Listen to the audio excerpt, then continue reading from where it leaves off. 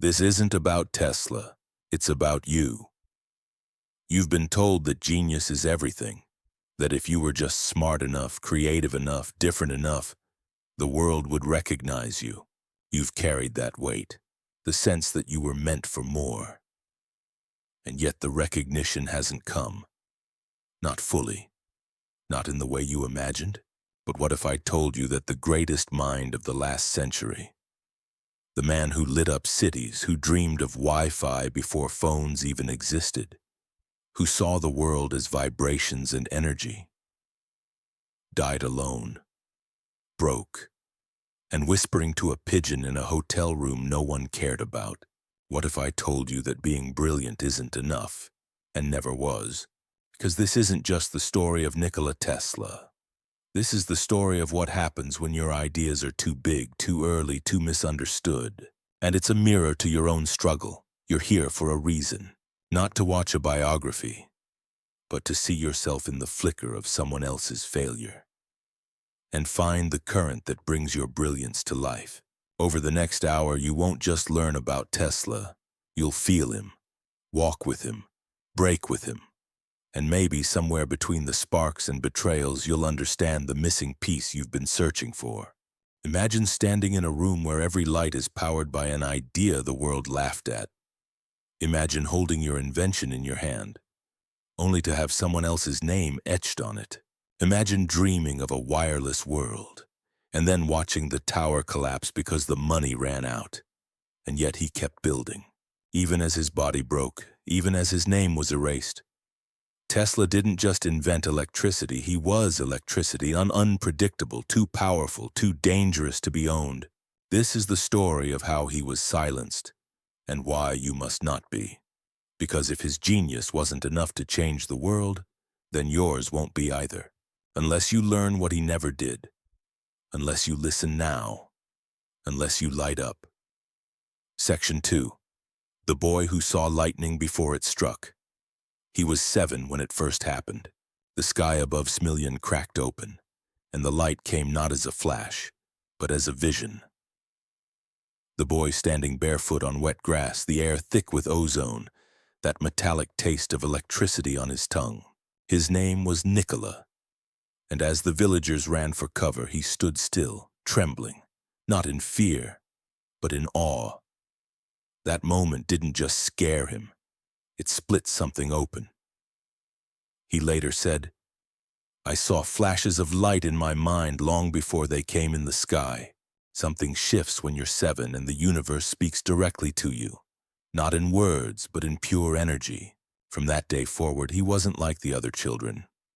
While they played with stones and sticks, he built machines from scraps. While they memorized lessons, he dreamed in light and frequency. But with each idea came a curse. The realization that no one understood him. Teachers dismissed his questions. His father, an Orthodox priest, called it imagination. But Nikola didn't just imagine, he knew. One night, after another scolding from his father, Nikola ran into the woods during a thunderstorm. Rain like needles on his skin, mud between his toes, the forest alive with electric possibility. He watched the sky fracture with light, and he whispered something to the dark. "One day, I will make lightning dance." That wasn't just a child's dream. That was the ignition, the signal, the beginning of a story that would either end in the illumination of the world or in the slow flicker of isolation. What do you do when your mind runs faster than the century you're born into? How do you stay grounded when your thoughts vibrate at frequencies no one else hears? The truth is, this wasn't just the story of a boy with a dream. It was the blueprint of every pioneer left behind, every spark snuffed out too soon. But Tesla's fire didn't die. Not yet. It simply moved underground, waiting. And just as that storm passed and the stars returned to the sky, so did the vision. Clearer, sharper, hungrier. The boy who saw lightning before it struck would grow into the man who dared to hold it in his hands. Section 3. Why did Tesla refuse to sleep? There's a silence that only night brings, the kind that hums louder than sound. Tesla lived in that silence. He didn't just work through the night, he became it. He once claimed to sleep just 2 hours a day, often walking miles through midnight streets, the gaslight casting long shadows, his footsteps echoing off cobblestones as he whispered formulas to himself. Not because he wanted to escape the world, but because the world couldn't keep up with him. Picture this. 3:17 a.m., the New Yorker Hotel, 33rd floor. The same tall figure glides past the night clerk who no longer looks up. Room 3327. He's speaking aloud, gently, urgently, to equations that hang in the air like ghosts. What kind of mind burns so brightly it refuses to shut off? Tesla's insomnia wasn't dysfunction. It was devotion, a refusal to turn off the current. He believed that the mind was a receiver, always in contact with higher frequencies. To sleep, for him, was to disconnect from the source. Those 3 a.m. revelations, they weren't random, they were appointments with inspiration. And yet, this drive came at a price. His body weakened, his relationships faded. He spoke less to people and more to pigeons, but his vision, it never dimmed. If anything, it intensified. He believed in discipline not as punishment, but as voltage control. He designed entire machines in his head, down to the last screw, the weight of copper, the resistance of wire, before ever lifting a tool. No blueprint, no sketch, just pure frequency. But here's what they don't tell you about genius. It's exhausting. A loneliness that sleep couldn't erase because sleep never came. And while the world dreams of success, Tesla lived the nightmare of being too awake. The question isn't whether your sleepless nights are dysfunction or inspiration. The question is, what are you building in the dark? Because what comes next proves he wasn't alone in those midnight hours. He had company, just not the human kind. Section 4. The obsession that drowned his friend. Before fame, before towers, before betrayals, there was the river. Graz, Austria, 1875. Tesla, a young student with eyes that burned too bright, had become consumed with an impossible vision. To create a motor that ran without contact. No brushes, no commutators, just pure alternating current. No one believed it could be done. Professor Poschel publicly humiliated him. Mr. Tesla may accomplish great things, but this is impossible. Classmates snickered, but Tesla couldn't stop thinking about it. Day and night he obsessed. Here's the thing about Tesla's obsessions. They weren't metaphorical. He would walk exactly 10 miles daily, counting steps. He calculated the cubic contents of food before eating. Everything in threes. 3 laps around a building before entering. 3 napkins at every meal. The motor design consumed him the same way. Completely, mathematically, inescapably. His friend, let's call him Anton because history forgot his name, was the only person who tried to understand. One gray afternoon, Anton said, "Let's take a walk by the water. Clear your head." They stood near the edge of the Moor River, the current dark and fast with spring melt. Tesla stared out, but his eyes weren't seeing water. They were seeing magnetic fields rotating in space, pulling against nothing. Anton asked, "Nikola, do you ever stop thinking?" Silence, wind, a splash. When Tesla turned around, Anton was gone. The current had him. By the time they pulled the body out, it was too late. Tesla never spoke about it publicly again. But after that day, something inside him shifted. The obsession remained, but wrapped now in silence and guilt. The tragedy didn't stop him. It couldn't. 2 years later, February 1882, walking through a Budapest park at sunset, he stopped mid-step. His walking companion watched as Tesla grabbed a stick and drew frantically in the dust. "Do you see it?" he whispered.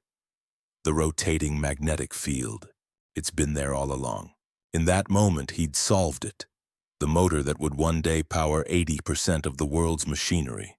And it had come through obsession and through loss.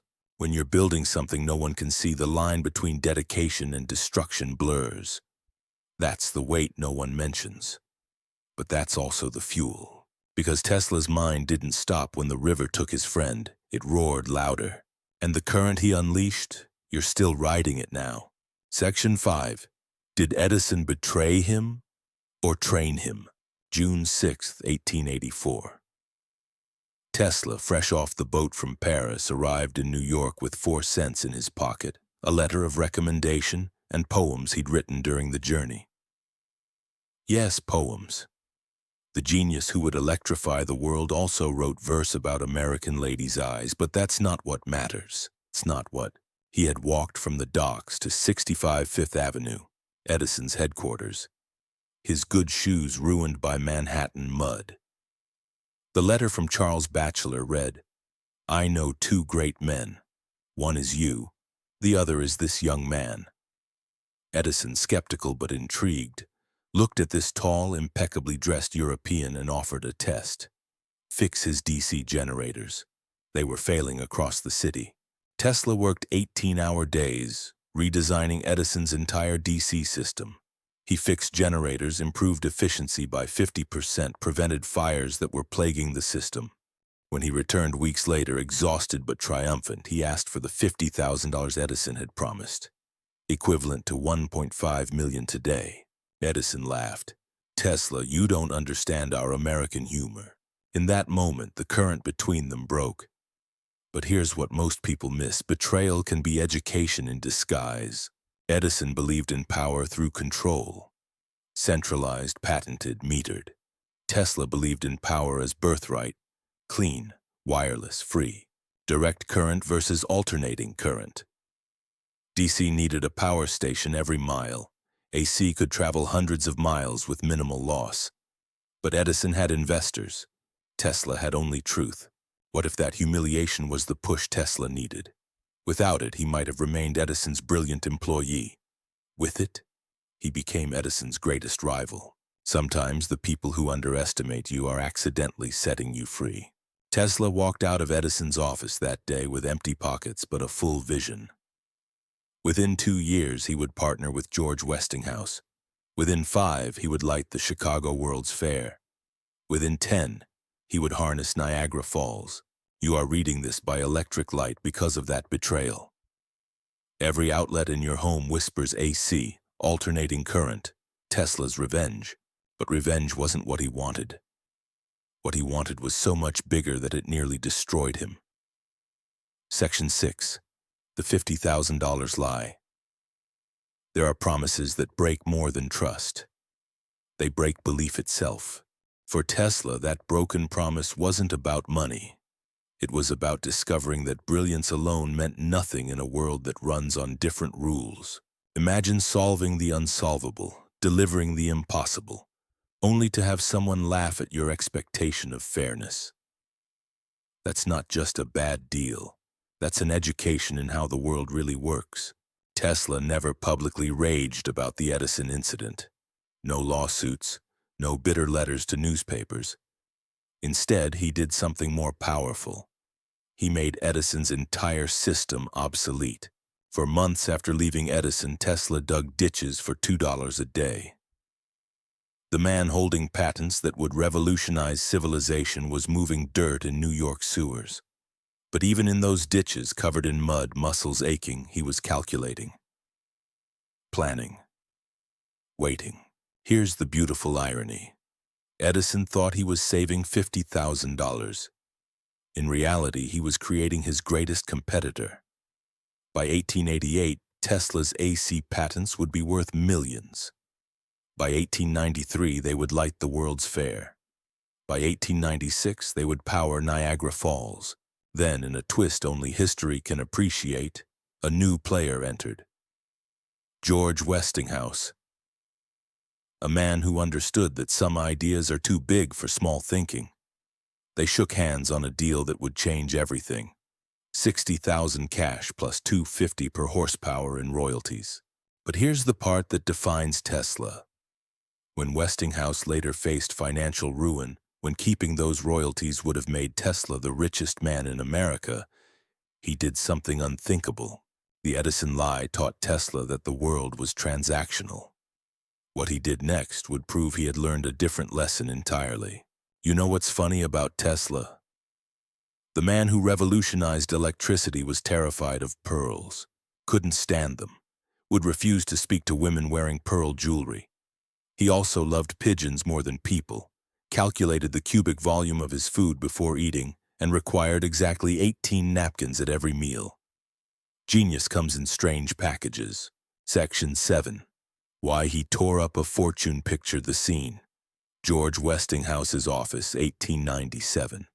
Dark wood, leather chairs, the smell of cigars and crisis. Westinghouse, the man who bet everything on Tesla's vision, was drowning. Banks circling. Investors demanding blood. The AC system worked beautifully. Too beautifully.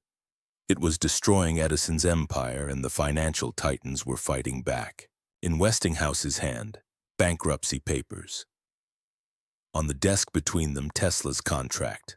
Those $250 per horsepower royalties, they were worth $12 million, nearly $400 million today, enough to make Tesla wealthy beyond imagination. Tesla, Westinghouse said, if I pay what I owe you, the company dies. Your invention dies with it. There's a moment when principle meets profit, and most of us know which wins. But Tesla wasn't most of us. He took the contract, his financial future, his security, his vindication, and tore it in half. The sound of tearing paper, Westinghouse's shock, Tesla's calm words. You believed in me when no one else would. The money means nothing. The mission means everything. Was it nobility? Naivety? Or did Tesla understand something we've forgotten? That some victories cost more than they're worth? He walked away from millions because he wasn't chasing luxury. He was chasing legacy. The AC system survived, Westinghouse survived, and Tesla? He would spend his remaining decades scraping for funding, begging investors, dying broke. But every time you flip a switch, you're touching his choice. Every lit room is his torn contract. Every powered device is his poverty made purposeful. Some call it the worst business decision in history. Others call it the moment Tesla transcended business entirely. Because once you've given up everything, what's left to lose? The answer was about to rise 187 feet into the Long Island sky. Section 8. When he gave up money for power, literal power. Wardenclyffe. Even the name sounds like science fiction. Rising from Shoreham, Long Island, the tower stood 187 feet tall, crowned with a 55-ton copper dome that gleamed like a second sun. This wasn't just architecture. It was ambition made visible. Tesla stood beneath it in 1901, his hair prematurely gray, his suit impeccable despite his empty bank account. To visitors, he'd point up and say, "This is not just a tower. It's a bridge to the future." He meant it literally. The tower would transmit not just signals, but power itself. Free, wireless, everywhere. The science was staggering. Use the Earth itself as a conductor. Send electrical waves through the ground and atmosphere. Create standing waves that could be tapped anywhere on the planet. Like Wi-Fi for electricity, 100 years before Wi-Fi existed. And here's what the skeptics don't want you to know. It was working. Tesla lit bulbs 26 miles away. He recorded successful transmissions. He detected what he believed were signals from space. The tower hummed with possibility. But then J.P. Morgan asked the only question that mattered. Where do we put the meter? Tesla had no answer. How do you charge for air? How do you monetize omnipresence? Morgan pulled funding. Not because the technology failed, because it succeeded too well. Free energy threatened every power company, every oil investment, every controllable resource. The money stopped.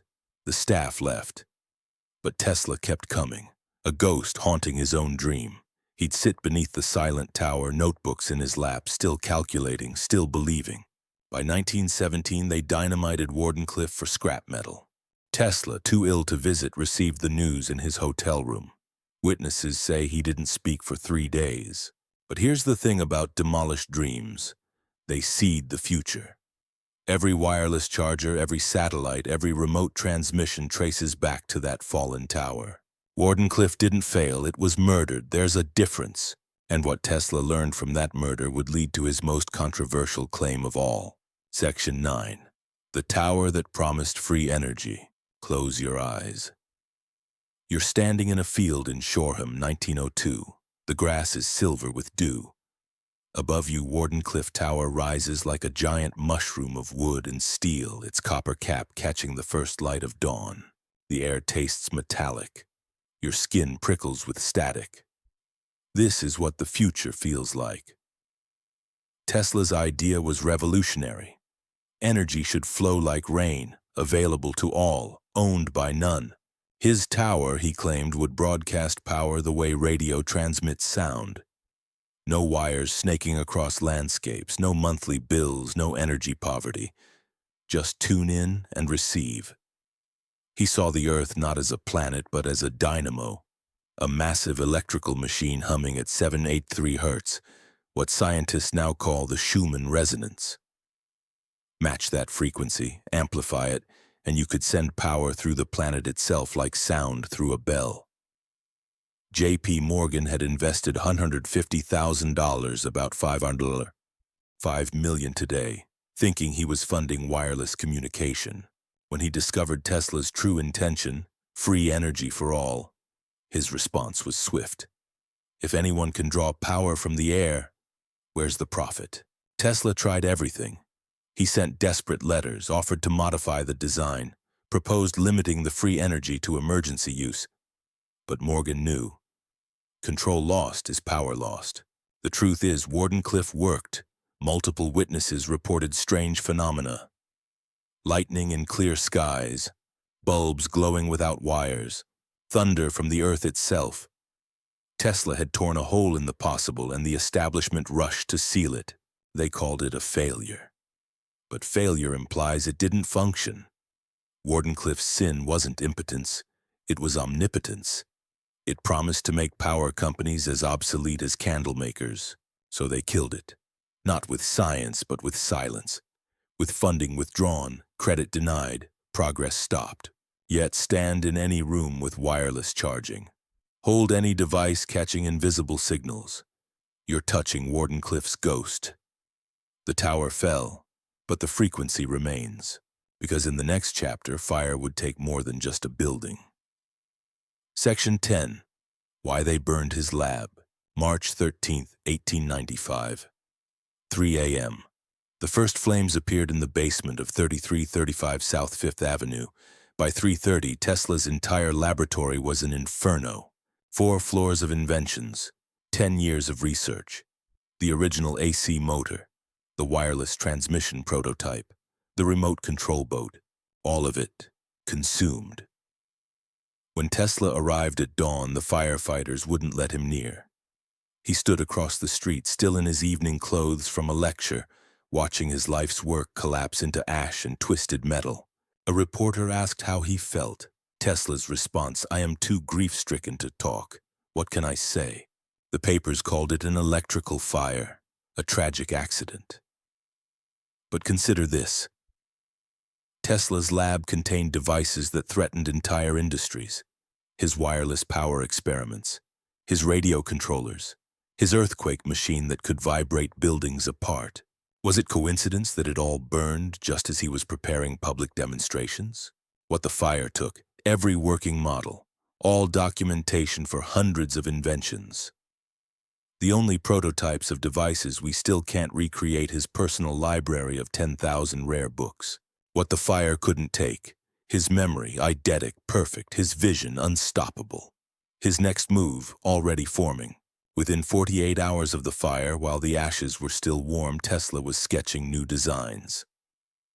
He told a friend, "My work cannot be destroyed. It lives in here," tapping his temple, "and will emerge again, stronger." But something in him had changed. Before the fire, he trusted. After, he hid things, coded his notes, kept multiple copies in separate locations. Spoke in riddles about his most important work. The fire didn't just burn his lab. It burned his last belief that the world wanted his gifts. And maybe that's the lesson. When they can't stop your ideas, they'll try to stop your evidence. But Tesla proved something that night. You can burn the paper, but not the principle. Destroy the prototype, but not the possibility. Because what happened next would make the fire look like a matchstick compared to the inferno he was about to ignite in the War of the Currents. Section 11. Why no one believed him. Until now. Okay, let's be real here. Tesla had a communication problem. He'd stand in packed lecture halls, wood paneling, cigar smoke, men in starched collars, and say things like, "I can extract unlimited energy from the cosmic rays," or "I've received signals from Mars."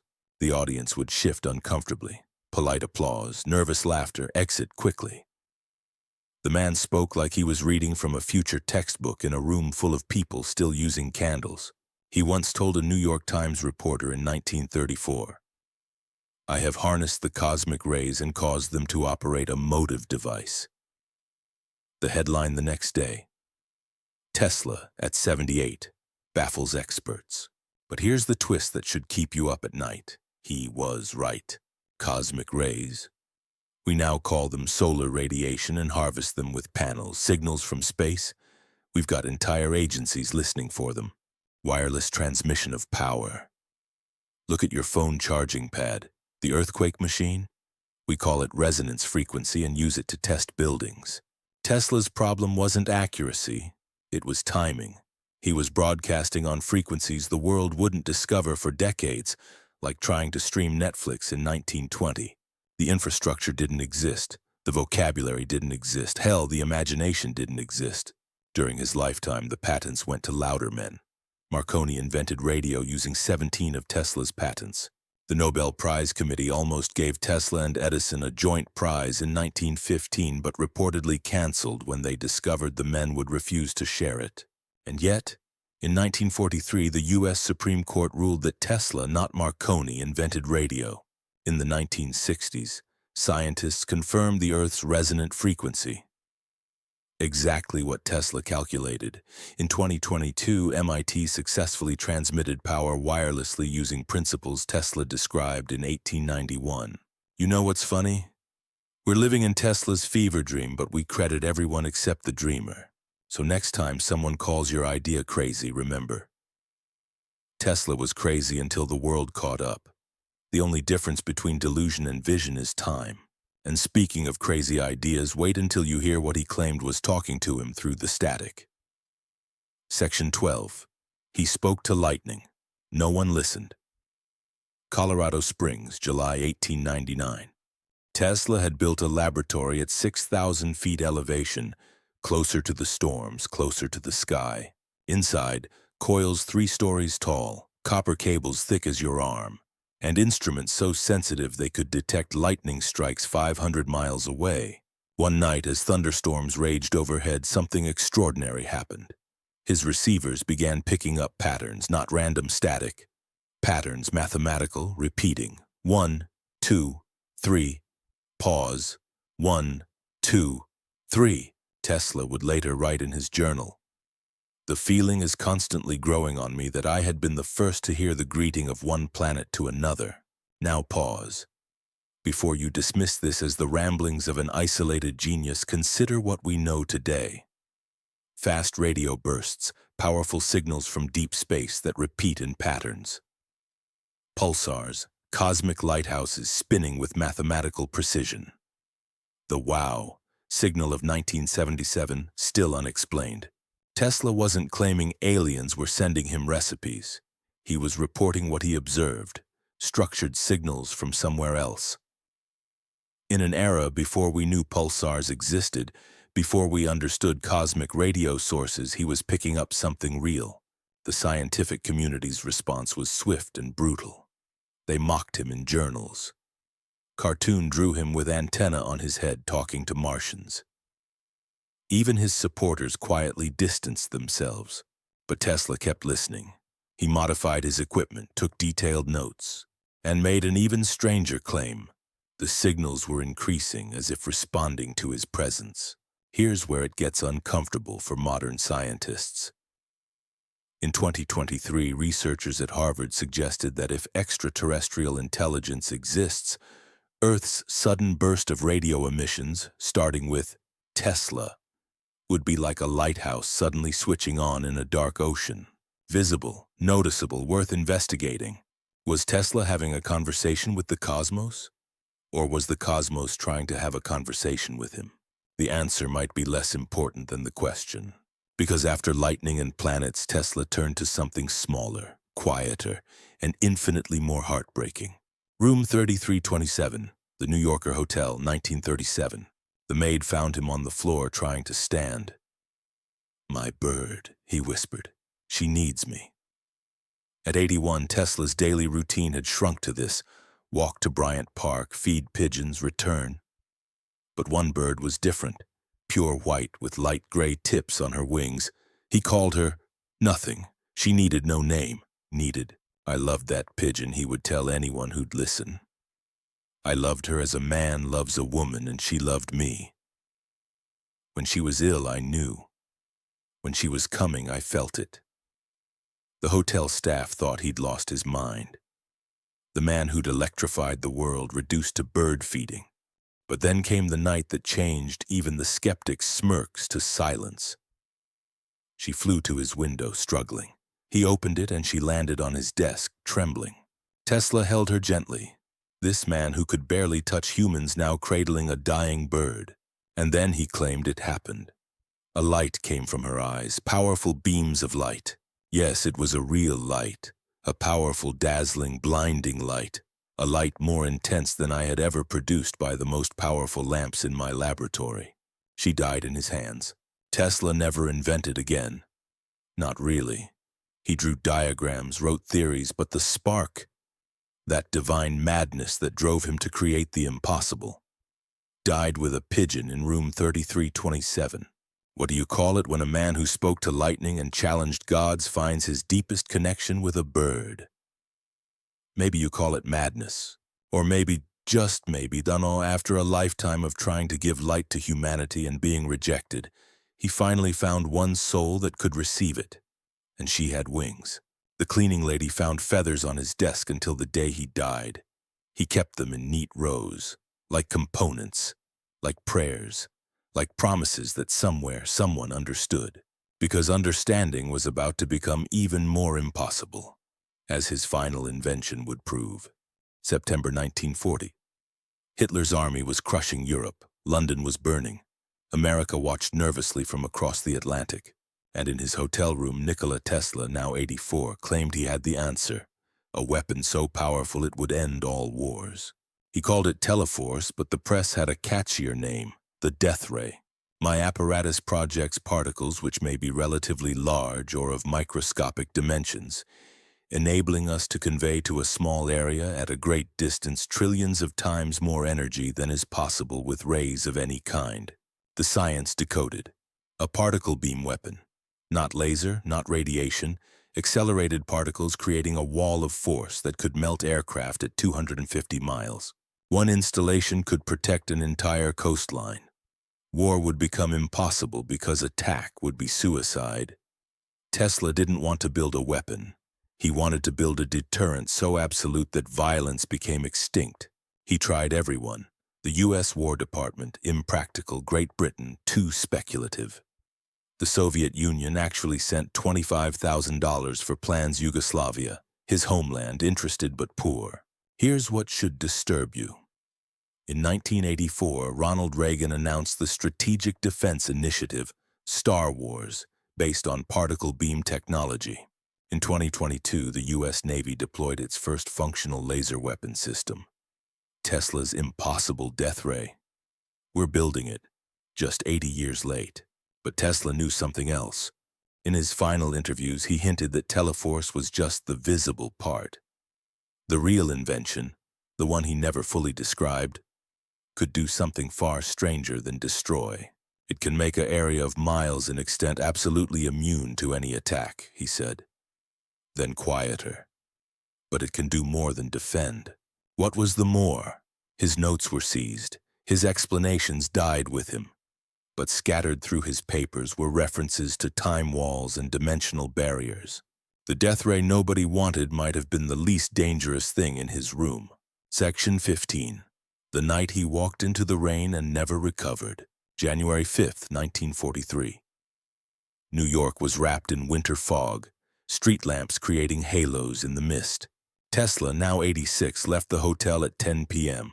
No coat, no hat, just his black suit and a lifetime of exhaustion. The doorman called after him. Tesla didn't turn. He walked west on 34th Street, past closed shops, past the few souls brave enough to face the freezing drizzle. Where was he going? Bryant Park, maybe, to feed pigeons that wouldn't be there. Or perhaps he was simply walking away from the world, from the weight, from the endless explaining to minds that couldn't hold what he offered. A taxi driver later reported seeing an old man standing at the corner of 40th and Broadway. Rain streaming down his face, arms slightly extended, palms up, as if he were receiving something from the sky. Or returning it. He returned after midnight, soaked through, shivering violently. The hotel doctor was called. Pneumonia, he said.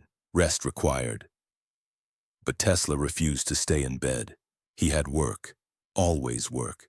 For 2 days he fought it. Still trying to write. Still sketching diagrams with hands that shook. On the morning of January 7th, he called for the maid. "Please feed the pigeons today," he said. "Tell them I'll come soon." The maid found him that evening. He died alone as he'd lived. The great Nikola Tesla, the man who'd given humanity the power of gods, departed with less fanfare than a blown fuse. But here's what happened next. Within 2 hours of his death, before his nephew was notified, before the press knew, men from the Office of Alien Property Custodian entered room 3327. They sealed everything, every paper, every notebook, every scribbled napkin. Why such urgency for a forgotten inventor? What were they afraid would get out? The rain had washed away Tesla's footprints from that final walk. But something else, something electric, still hung in the air. Pause here, just for a moment. The story feels heavy, doesn't it? Like static before a storm. That's intentional, because we're about to shift from the man to the myth, from what Tesla built to what we're still building on his foundations. Take a breath. The second half changes everything. Section 16. The dreams that became your iPhone. Pull out your phone. Go ahead, I'll wait. That thing you're holding? Tesla described it in 1926 to Collier's magazine. When wireless is perfectly applied, the whole Earth will be converted into a huge brain. We shall be able to communicate with one another instantly, irrespective of distance, through a device that will fit in our vest pocket. He didn't just predict smartphones. He predicted the entire ecosystem. Wireless power delivery. Power can be transmitted without wires. Video calls. We shall see and hear one another as perfectly as though face-to-face global internet. A man will be able to carry one in his vest pocket. Cloud computing. Centralized intelligence accessible anywhere. IoT devices. Instruments through which we shall be able to do business, talk to our friends. In 1901, when people were still using gas lamps, Tesla was describing Instagram stories. But here's what's wild. We're not even close to his full vision. He talked about transmitting not just information, but power, matter, even consciousness itself. Your iPhone? That's Tesla on training wheels. Every innovation we celebrate today is just Tesla's century-old dream finally getting its pants on. Elon's wireless car charging, Tesla, 1891. Drone delivery, Tesla's remote control boat, 1898. Neuralink, Tesla discussed thought transmission in 1919. The metaverse, Tesla called it materialized thought projection. We're not living in the future, we're living in Tesla's past. Slowly catching up to a man who died broke because his ideas were too rich for his era. Your phone isn't just technology, it's prophecy fulfilled. Every swipe is a seance with a man who saw your world before you were born. And if his yesterday is our today, what was his tomorrow? If you want to find the secrets of the universe, think in terms of energy, frequency, and vibration. Tesla's most quoted line. But what did he actually mean? Let's get practical. Put your hand on your chest, feel that? Your heart beating at 60, 100 times per minute. That's frequency. Now touch your phone while it's vibrating. Same principle, different rate. Tesla saw everything, as variations of this. He once attached a small oscillator to an iron pillar in his Manhattan laboratory. Minutes later, the building started shaking. Windows cracked. People ran into the streets. Tesla had accidentally found the building's resonant frequency, like an opera singer shattering a glass, but with architecture. The police burst in to find Tesla calmly smashing the device with a sledgehammer. "Gentlemen," he said, "you are just a trifle too late. But here's where modern science gets uncomfortable." Tesla didn't just apply this to buildings. He said human bodies had frequencies. Organs vibrated at specific rates. Diseases were out of tune frequencies. Healing was retuning. Crazy? In 2023, the FDA approved ultrasound devices that use specific frequencies to break up kidney stones, lithotripsy, accelerate bone healing, treat brain tumors, focused ultrasound, relieve chronic pain. Tesla claimed he could feel the vibration of thoughts. That ideas had frequency signatures. That invention wasn't creation, but tuning into pre-existing possibilities floating in what he called the ether. Today, neuroscientists measure brain waves. Quantum physicists discuss the observer effect. Meditation apps use binaural beats to alter consciousness. We're slowly admitting what Tesla knew instinctively. Reality is frequency, and frequency can be tuned. Your Wi-Fi router right now is proving Tesla right. Information traveling as vibration through seemingly empty space. But that's just the beginning, because Tesla's ultimate goal wasn't to move information through vibration. It was to move matter, to move energy, to move consciousness itself. And according to his final papers, he figured out how. Section 18. Why he died broke, but never poor. Let's talk money, because everyone wants to know, how does the man who powered civilization die with $2,000 to his name? Gave up $12 million in Westinghouse royalties, spent $185,000 of his own money on Wardenclyffe. Refused to patent many inventions, they belong to humanity. Invested everything back into research. Died with hotel bills he couldn't pay. By any capitalist measure, Tesla was a failure. But here's what the accountants missed. Every AC motor spinning, Tesla. Every radio wave, Tesla. Every remote control, Tesla. Every MRI machine, Tesla tech. Every power grid, Tesla architecture. The S&P 500's entire electrical sector runs on his skeleton. But wealth isn't measured in bank accounts. It's measured in influence over time. And by that metric, Tesla might be the richest human who ever lived. His ideas generate trillions annually. His patents, expired, are worth more than most nations' GDP. Room 3327 wasn't poor, it was pregnant with the future. In his final interview, a reporter asked if he had any regrets. Tesla smiled. That rare, knowing smile witnesses described as otherworldly. I have been feeding pigeons, thousands of them, for years. But there was one, a beautiful bird, pure white with light gray tips on its wings. That one was different. It was a female. I would know that pigeon anywhere. No matter where I was, that pigeon would find me. When I wanted her, I had only to think of her and she would come flying to me. She understood me and I understood her. I loved that pigeon. The reporter, confused, pressed about his inventions, his legacy. I have given all I had to give, Tesla said. The rest will come when the world is ready. The world wasn't ready in 1943. The question is, are we ready now? Because what they found in his room after he died suggests we better be. Section 19. How his enemies became legends. Let's name names, because it's time. Thomas Edison has 1,093 U.S. patents, bought most from employees. Name on companies worth billions. Taught in every school, inventor of the light bulb, he improved it.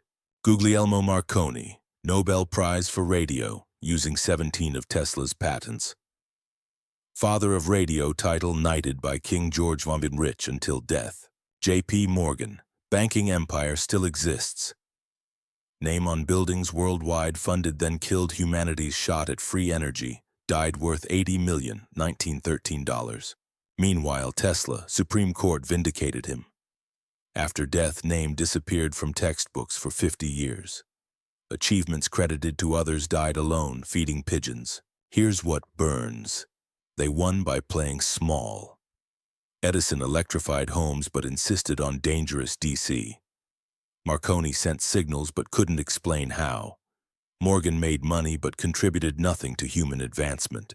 They built brands. Tesla built the future, and for decades it worked. The brands won. History books celebrated the salesman, not the source.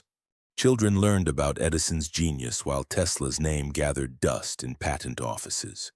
But truth has a frequency too, and it resonates across time. Starting in the 1960s, something shifted. Engineers began whispering Tesla's name.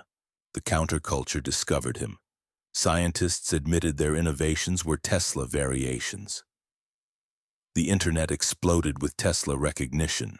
Now, Tesla, the company, is worth more than Edison's entire empire ever was. Tesla, the man, appears on currency, in movies, in music. Museums rush to claim him. Universities name buildings after him. Your phone autocorrects Edison but capitalizes Tesla. Google, inventor of radio. Tesla appears. Search AC electricity. Tesla dominates. The algorithms know. The culture knows. The future knows. Edison has schools. Tesla has disciples. Marconi has a prize. Tesla has a movement. Morgan has banks. Tesla has believers. They became legends. But Tesla? Tesla became inevitable. And maybe that's the lesson. You can steal credit, but you can't steal impact. You can erase names, but not frequencies. You can kill the messenger, but the message finds a way. Tesla lost every battle and won the war. How? By building things too essential to ignore forever. Your move. They found 80 trunks in storage rooms across New York. 80. After Tesla died, the FBI discovered he'd been distributing his work like hidden treasure. A box here, a locker there, paid for decades in advance. But the trunks weren't the mystery. It was what was missing from them. References to completed inventions with no blueprints. Equations that started but never finished. Journal entries that said things like, "The mechanism is perfected," followed by blank pages. Notebooks where entire sections had been razored out with surgical precision. Tesla, it seems, had been editing himself. His hotel safe contained letters hinting at inventions he'd never discussed publicly. The thought photography machine is operational death prevention through cellular frequency alignment. The atmospheric energy extraction exceeds all expectations. Physical time displacement is no longer theoretical, but no details, no diagrams, just confirmation that they existed somewhere. Why hide them? Simple. Tesla had learned. After Wardenclyffe's destruction, after the lab fire, after decades of theft and mockery, he understood that humanity had two problems. We weren't ready for unlimited power. The wrong people controlled limited power, so he played a longer game. He gave us AC electricity, just enough to evolve. Radio, just enough to connect. Remote control, just enough to imagine. But the big things, the paradigm-shattering inventions, those he buried. Where? His nephew reported finding notes in Tesla's handwriting. The complete specifications are in my mind. They will remain there until the world proves it deserves them. Some say his real inventions died with him. Others believe he hid them in plain sight, encoded in patents, scattered across his published works, waiting for someone with the right frequency to piece them together. In 2018, declassified FBI documents revealed they're still looking, still searching for the missing Tesla files. 75 years after his death, the U.S. government is still afraid of what he might have hidden. What does that tell you? It tells you that somewhere, in a trunk, in a code, in the ether itself, Tesla's greatest gift is still waiting. Not for the brightest mind, but for the right intention. Because Tesla didn't just hide inventions, he hid tests, and we're still taking them. Section 21. The secret journal that disappeared January 7, 1943. 10:34 p.m. Tesla is dead for less than 3 hours. Room 3327 should be quiet, waiting for morning for proper procedures. Instead, there's movement. Footsteps in the hallway, keys turning, men in dark suits entering with the efficiency of those who've done this before. They're not looking for just anything. They're looking for one thing, a red leather journal. Multiple witnesses, hotel staff, Tesla's nephew, even other residents, described seeing Tesla with this journal constantly, about the size of a novel, worn edges. He wrote in it after every experiment, every vision, every pigeon feeding. He'd clutch it against his chest when he walked. Those contained schematics, formulas, patents. This one, according to a maid who glimpsed inside, contained something else entirely. Drawings that moved when you looked at them. Symbols that weren't letters but felt like words. And light. Somehow there was light coming from the pages themselves. By morning, the journal was gone. The official inventory listed 80 trunks of materials, 12 boxes of documents, hundreds of patents, but no red leather journal. When Tesla's nephew asked about it, he was told it never existed. But here's where it gets strange. In 1952, a former FBI cryptographer named Charlotte Brennan gave a deathbed confession. She claimed she'd been assigned to decode the Tesla journal for 3 months in 1943. Her conclusion? It wasn't written in code, it was written in frequency. The symbols weren't meant to be read, they were meant to be felt, like sheet music for reality itself. The FBI denies Brennan ever worked for them. 3 separate psychics, hired by different Tesla researchers in the 1970s, independently described visions of the same journal, hidden not in a vault or archive, but between spaces, waiting for someone who can read without eyes. Crazy? Maybe. But then explain this. In 2019, researchers using AI to analyze Tesla's known writings discovered something unsettling. Gaps. Systematic gaps where referenced ideas simply weren't there. As if someone had carefully extracted not just pages but concepts themselves. The journal exists, somewhere. And if you think this sounds like fiction, remember, so did wireless power until it didn't. What was in those pages that required such immediate erasure? The answer might be hiding in what they couldn't steal. His frequency. Section 22. What the FBI took after his death. Let's get specific about the cover-up, because cover-up isn't conspiracy, it's documented fact. Timeline of seizure, 9:00 p.m. Jan 7. Tesla dies.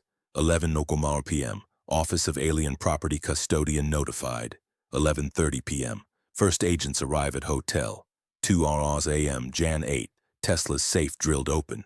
6:00 a.m. All materials removed to Manhattan storage. They took 80 trunks of documents, 12 boxes of parts and models, 30 barrels of machinery, 15 file cabinets, personal letters dating to 1885, even his personal photos. The excuse? Tesla was technically a citizen but born in Austria-Hungary, enemy territory. The Alien Property Act allowed seizure. Convenient that they remembered this technicality only after he died. Enter Dr. John G. Trump, MIT professor, military contractor, and yes, uncle of the future president. His job, analyze Tesla's papers for military potential. His 3-day review concluded. Tesla's thoughts and efforts during at least the past 15 years were primarily of a speculative, philosophical, and somewhat promotional character, but did not include new, sound, workable principles or methods for realizing such results. Translation, nothing to see here, move along. But Trump's private notes, released decades later, tell a different story. Particle beam weapon is feasible, power transmission methods revolutionary. Several devices defy current understanding. Recommend extended classification. The materials were classified for 73 years. In 2016, the FBI released 250 pages, heavily redacted, key sections blacked out, and those were just the safe documents. But here's the smoking gun. Multiple researchers have documented that the released files reference documents that aren't in the release. Entire invention categories mentioned then missing. Cross-references to files that don't exist. They didn't just take Tesla's work, they took it apart, studied it, implemented it, and hid the rest. DARPA projects in the 1960s-80s show suspicious similarities to Tesla concepts. The Strategic Defense Initiative, HARP, directed energy weapons, all invented decades after Tesla described them. We know they took his past. The question is, what future did they steal from us? And more importantly, what did Tesla ensure they'd never find? Section 23. The man who invented the future without living in it. Here's the cruelest irony of all. Tesla spent his entire life building tomorrow, then died before breakfast. He never sent a text, though he invented the infrastructure. Never Googled, though he predicted the global brain. Never flew a drone, though he patented remote control. Never saw a city fully lit by AC power without also seeing poverty in its shadows. Tesla lived in the gap between vision and reality, that liminal space where prophets go mad or go silent. He chose neither. He chose to keep building. Think about that level of faith. To spend 86 years creating solutions for problems people didn't know existed. To be mocked, robbed, and forgotten while constructing the skeleton of the future. To die knowing your vindication would come, but not for you. But maybe that's exactly how it had to be. Because Tesla wasn't trying to win his lifetime, he was trying to win forever. And forever operates on different rules than fiscal quarters or patent disputes. In 1899, he wrote, "The present is theirs. The future for which I really worked is mine." He didn't say will be mine. He said is mine, present tense, as if he could already see his victory from a century away. And he was right. Walk through any city now. Every streetlight, Tesla. Every subway, Tesla motors. Every phone charging, Tesla principles. Every Wi-Fi signal, Tesla's fairy tale. Every MRI saving lives, Tesla's rotating fields. We don't live in Edison's world, we live in Tesla's. It just took us a century to move in. But here's what should really blow your mind. If it took us 100 years to catch up to his 1890s idea, what about his 1940s ideas, the ones they classified, the ones he hid? We're not living in Tesla's future. We're living in his past, his real future, the one he saw from that hotel room, the one he whispered to pigeons. That's still coming, and it's coming through people like you, people who receive signals others miss, who build bridges to tomorrows that don't exist yet, who choose resonance over recognition. Tesla didn't live in the future. He was the future. And now that future is looking for its next host. The question is, will you accept the frequency? Section 24. Why you've been lied to about Tesla. We need to talk about the lie.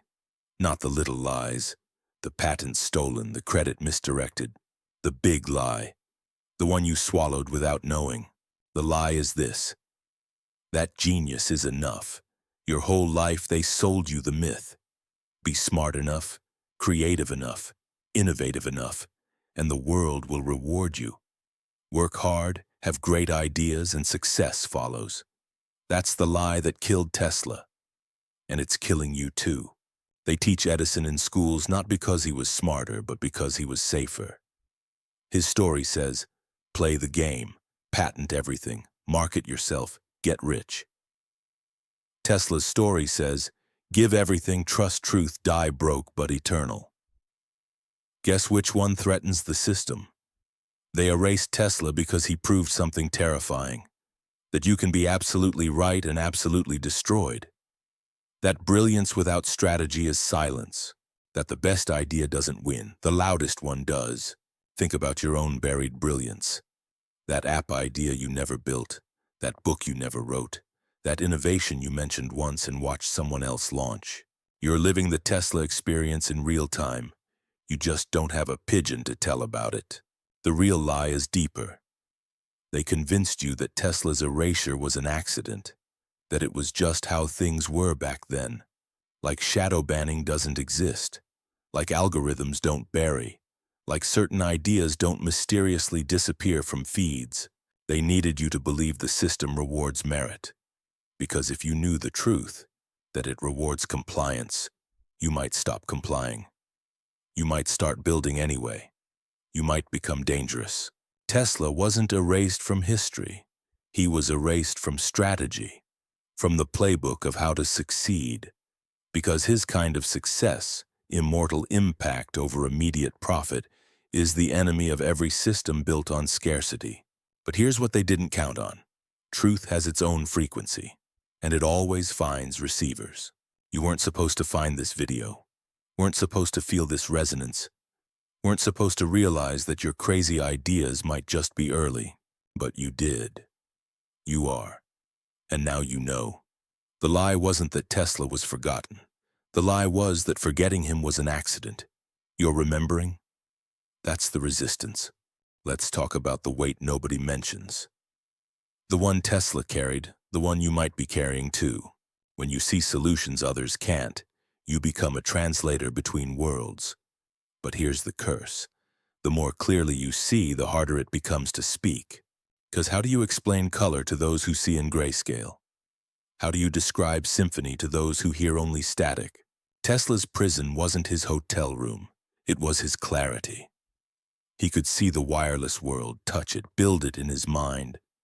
But he couldn't make others see it. Imagine holding tomorrow in your hands while everyone insists on yesterday. That's not inspiration. That's isolation. He tried everything. Dumbing it down, they called it impossible. Demonstrating it, they called it tricks. Giving it away, they called him foolish. Hiding it, they called him paranoid. The genius prison has no bars because it needs none. Your own vision becomes the wall between you and the world. The clearer you see, the more alone you become. But here's what Tesla discovered in those final years. Feeding pigeons, talking to the sky. The prison of genius has a secret door, and it's marked surrender. Not surrender to the world. Surrender to the current. Stop trying to be understood. Start trying to be useful. Stop explaining your frequency. Start transmitting it. The pigeon understood Tesla not because he explained, but because he loved. She received him not through words, but through presence. And in that connection, wordless, pure, impossible to monetize, he found what no human had given him. Reception without translation. Your genius isn't meant to be understood. It's meant to be transmitted. And transmission doesn't require permission, approval, or even comprehension. It just requires you to stop apologizing for your frequency. Tesla's prison wasn't that he was too smart. It was that he kept trying to be normal. The moment he stopped, the moment he accepted his frequency, he became unstoppable. Even death couldn't contain him. Your prison might feel like brilliance, but it's actually resistance. Resistance to being fully who you are. Resistance to transmitting without translation. The door is open. It's always been open. Tesla's walking through it still. Will you? There's a bill that comes due when you live in the future. Tesla paid it in full. Daily. Every innovation he birthed was a goodbye to the present. Every leap forward was a step away from his species. He didn't just invent tomorrow, he immigrated there. And immigration is lonely when you can't bring anyone with you. The cost breakdown, relationships. Who can love someone who speaks in frequencies? Understanding. Who can hire someone building for centuries ahead? Comfort. Who can rest when tomorrow screams to be born? Sanity. Who stays grounded when they walk between worlds? But here's what we get wrong about Tesla's isolation. We think it was the price. It was actually the investment. Every lonely night was compound interest in the future. Every mockery was a deposit in tomorrow's account. Think about your own future-seeing moments. That solution you proposed that was too advanced. That vision you shared that got blank stares. That excitement you felt that no one matched. You've tasted the Tesla experience. The question is, did you retreat or advance? Because here's the brutal math. The further ahead you see, the longer you wait for the world. Tesla saw a century ahead. He waited a century for vindication. The equation is precise. Vision distance equals waiting time. But, and this is crucial, the waiting isn't passive. It's not sitting around hoping the world catches up. It's building bridges backward, creating stepping stones from tomorrow to today, making the impossible feel inevitable. Tesla's tragedy wasn't that he was early. It was that he was alone in his earliness. But you have something he didn't. Others like you, the early ones, the frequency holders, the tomorrow builders. The internet Tesla predicted now connects his descendants.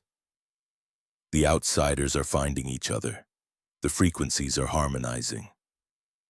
What took him a century might take you a decade, or a year, or a moment.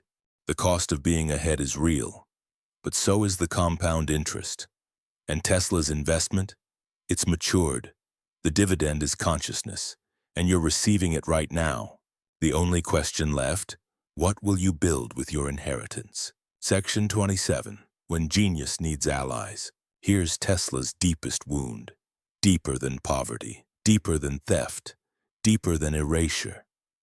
He tried to do it alone, not because he was arrogant, because he was afraid. Afraid that sharing meant diluting, that collaboration meant compromise, that allies meant anchors. He'd been burned by Edison, betrayed by Marconi, abandoned by Morgan, so he chose solitude over sabotage. Logical? Yes. Fatal? Also yes. Because here's what isolation does to innovation. It purifies it to death. Your ideas become so refined, so perfect, so yours that they can't interface with the messy, beautiful, necessary world. They become museum pieces in your mind, pristine and useless. Tesla had glimpses of what collaboration could be. With Westinghouse, he revolutionized power. With Mark Twain, he found creative resonance. With his assistants, miracles became routine. But these were exceptions, moments, not a movement. Now imagine if Tesla had found his tribe, not investors or employees, his frequency kin. People who could receive his signal and amplify it, who could translate his visions without diminishing them, who could build alongside him instead of after him. Imagine 10 Teslas, 100, a network of genius nodes, each transmitting and receiving, creating standing waves of innovation that no Morgan could stop, no Edison could steal, no fire could erase. That's not fantasy. That's now. That's possible. That's what the internet enables. The thing Tesla predicted but couldn't use. The gathering of the scattered, the tuning of the frequencies, the end of isolation. But it requires something Tesla couldn't do. Trust, the courage to share before it's perfect, the wisdom to know that your allies don't dilute your genius. They complete it. Your Westinghouse is out there, your Mark Twain, your frequency family, but they can't find you if you're transmitting on mute. They can't amplify what you won't share. Tesla's greatest invention wasn't AC or radio or death rays. It was proving that genius alone isn't enough. You need allies, not to carry you, to carry the current with you. So here's the real question. Who are you building with? Because the future is too heavy for one set of hands, even hands that can catch lightning. Section 28. What if your legacy isn't yours to finish? Tesla died with 300 patents and 700 inventions. But his greatest creation was invisible. He invented incompletion as legacy. Every inventor before him tried to finish, to perfect, to control. Tesla did something radical. He started things too big to complete. He planted seeds in centuries he'd never see. He wrote checks the future would have to cash. Think about it. Wireless power, still being perfected. Thought transmission, brain-computer interfaces now. Earthquake machines, resonance architecture emerging. Death rays, directed energy weapons, active free energy, quantum vacuum research ongoing. He didn't fail to finish. He succeeded at starting. This changes everything about how we create. Because if your legacy doesn't have to be complete, then you're free to dream at scales that terrify. You can start movements you won't see end. Build foundations for buildings you won't enter. Light fuses on explosions scheduled for next century. But here's the catch. Incomplete legacies require faith. Faith that someone will continue. Faith that the